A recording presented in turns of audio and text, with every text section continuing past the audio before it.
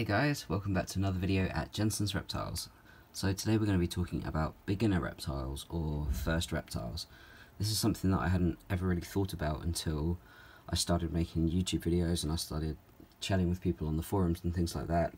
I'd never really come across the term before, and a lot of people ask me, what should I get for my first reptile? And I think it's so cool that so many people are really excited about getting a reptile, and I know it's quite overwhelming because there's so much choice. Today I'm going to run through kind of the typical beginner reptiles and why they're considered to be beginner reptiles.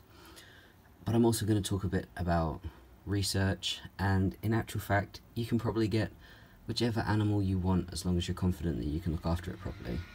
So the reason I'm pointing my camera in my beardie's face and he's looking at me like this is because he is actually now, here in the UK, the third most common kept animal. So bearded dragons come right after cats and dogs, and they're really common here, and it's so cool to see so many people keeping them. And I think the reason they are considered a beginner pet is because so many people keep them. A lot of people don't keep them brilliantly. A hell of a lot of people keep them like I do, in a kind of fairly basic setup, and a lot of people keep them in these incredible enclosures, you know, that I dream of on a daily basis. So we'll talk a little bit about why beardies make such good pets. On the whole, size wise, they are a decent size. You can handle them without that kind of fear that they're gonna run away or get lost. Even baby beardies are a really decent size to hold, so that's something. A lot of people who are transitioning from keeping mammals, for example, to reptiles kind of want a hands-on experience with their first one because it's more of a natural transition. A lot of the reptiles that some people keep, you don't handle that much. A few of mine I just don't handle at all. I make sure they have a lot of space in their enclosure and I leave them to it. But Yoshi here, who was my first ever reptile, is now clocking on 11 years old. He's amazing for handling because he's super docile. As I said, he's a good size. I'm not worried about him bolting, and he's just incredibly sweet-natured. So beardies in general are really chilled out. You get a few that are grumpy, but that's the same with any animal. Their requirements is where it gets a bit fuzzy because there's a lot of misinformation on the internet, but it's getting a lot better, which is great. So that's always good. You need to make sure that you've got your heat and light absolutely on point for these animals to thrive. But other than that, make sure they've got a nice, well-balanced diet, and you're good to go. You're going to have an animal that you can enjoy looking at, because look how graceful he is. He's absolutely beautiful, isn't he? Gorgeous boy. But also an animal that you can interact with. These guys are so smart, and they listen to you. And, you know, this guy, when he sees his feeding tongs, oh my god, you know, he goes insane. So they're really great animals, and I have Yoshi here in a kind of a 4-foot enclosure, which is the bare minimum really, which is annoying, but hopefully I can get him an upgrade nice and soon so he can live out his senior years in a nice big space. But yeah, for a beginner reptile, I'd definitely recommend a beardie. They're absolutely wonderful to keep. Of course, that it absolutely goes without saying that research is key. It's very important to make sure that you know what you're doing, you know what your animal's going to need before you get the animal. This is a mistake that I made way back when I got Yosh. It was really daft. I got very excited, got everything that I thought I needed, went and got him, and then, you know, kind of day by day, reading a bit more, learning, I got his entire setup wrong. So definitely best to check beforehand. You know, Yoshi was fine, but, you know, my bank account wasn't, so definitely a good idea to check. But yeah, number one on the list is bearded dragons. So next on the list are leopard geckos.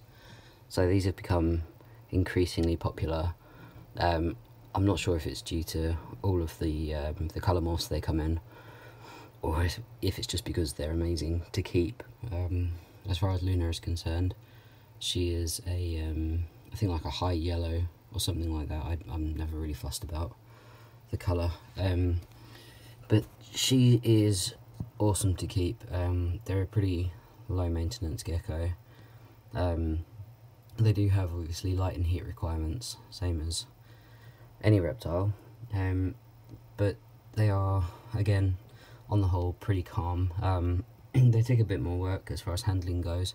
If you want a leopard gecko that you're going to handle, it's best to do it from when they're very young.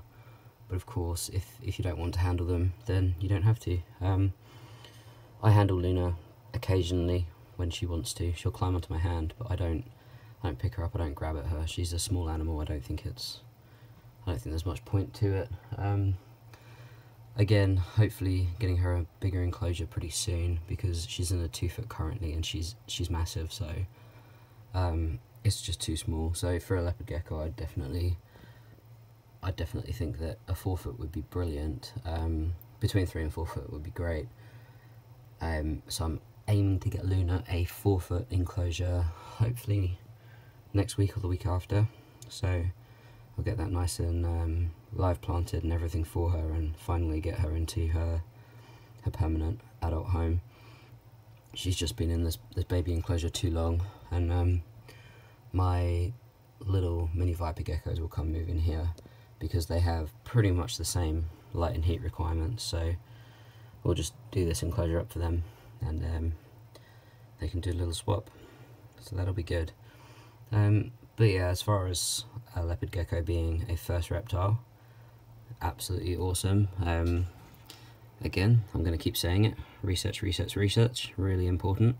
But you'll see you have this friendly little gecko that will come and investigate you and want to come hang out with you, and they look super smiley, and look at that face.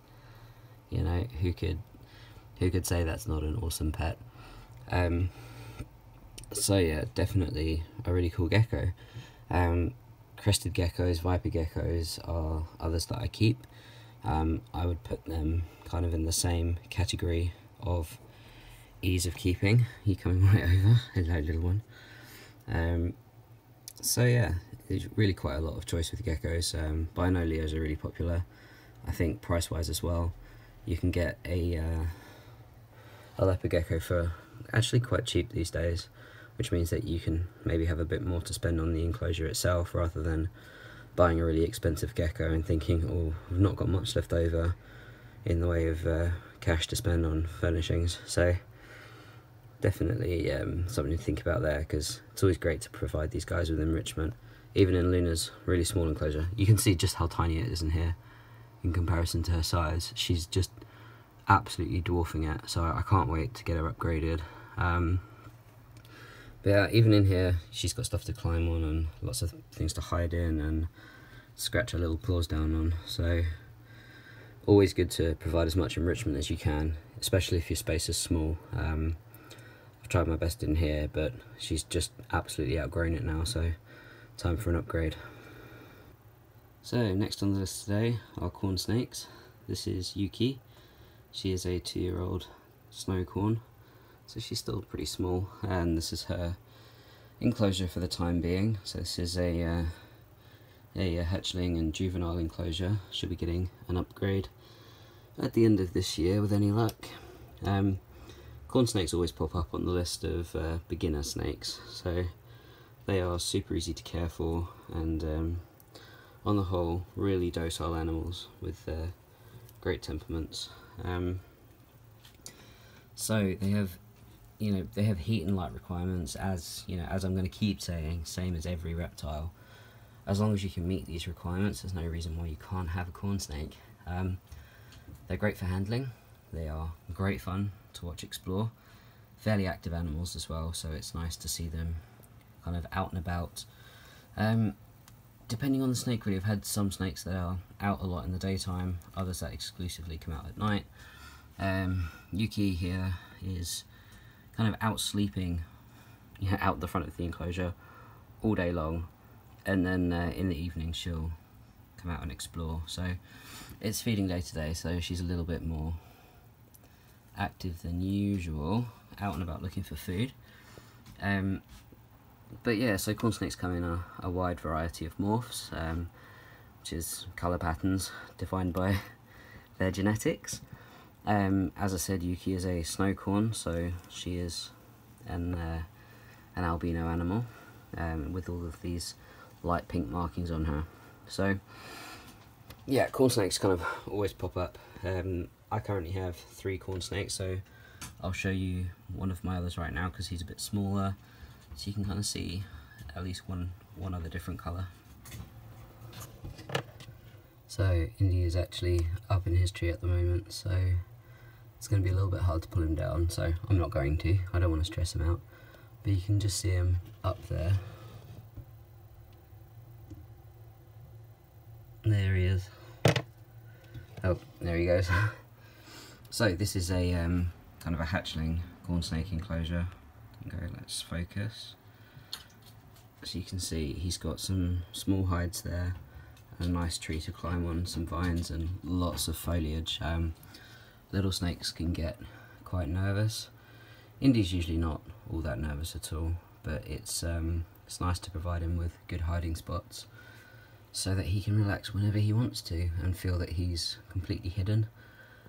Whenever my snakes are hiding, I don't bother them. I want them to feel like their hides are secure. So unless there's something kind of drastically wrong, I don't take their hides off them. I let them come out on their own. Usually they'll come out as soon as the doors of the enclosure are opened. They're all pretty curious and see what's going on. Currently, Indy is having a good hide, so I'm going to leave him up there. But yeah, corn snakes make a brilliant first snake. There's lots of information about them available online.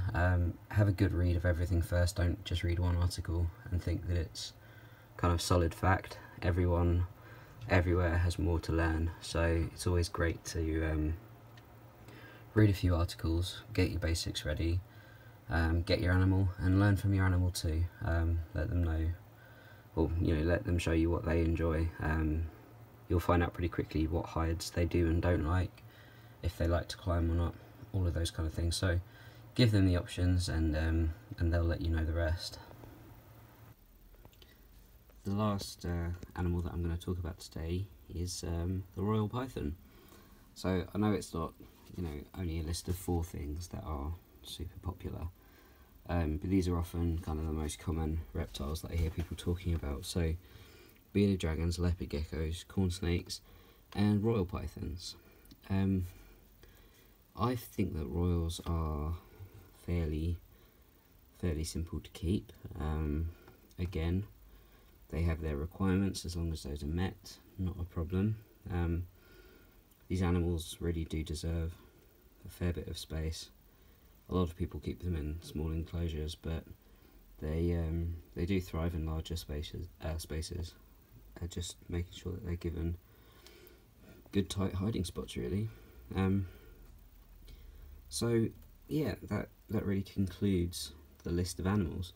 I'm filming Pixel today because he was out and about. Again, it's feeding day today, so they're all a little bit hungry. So in saying all of this and kind of giving some tips on a first reptile, whilst you're there doing the research anyway, if you have your heart set on something that isn't considered a beginner reptile, don't let that put you off. There are so many animals out there that are incredible to keep. There are so many, snakes alone, there are so many species, and you really can get whatever you want as long as you feel comfortable with handling it if you need to. And also just with the level of care that it requires. If you feel like you can do it, there's no reason why you shouldn't.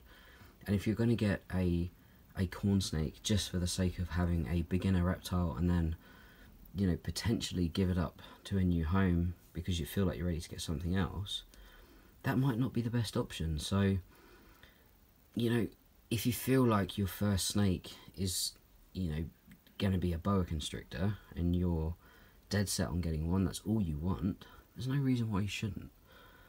Just make sure that you feel confident with the animal that you're going to buy, and you're fine. Yeah, I hear all the time, oh, I wouldn't recommend that, it's not a beginner animal.